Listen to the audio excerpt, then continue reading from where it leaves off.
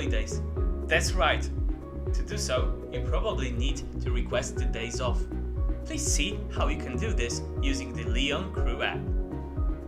In main menu, please go to the request section and then click on the round icon with a plus. You will then see a view with 3 drop-downs to help indicate the time and type of duty requested.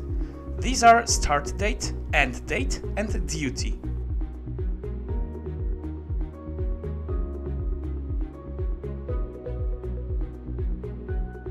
Please note that in the duty drop-down you can request not only holidays, but also any other duty defined in the duty setup.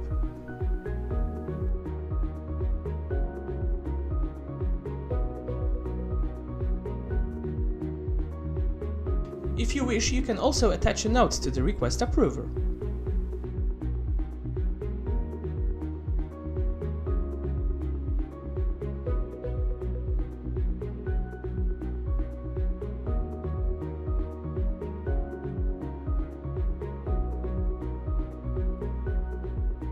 If the request is added correctly, you will be taken to your request list. And good news, you will be able to check the current status of the request with the next release of the app.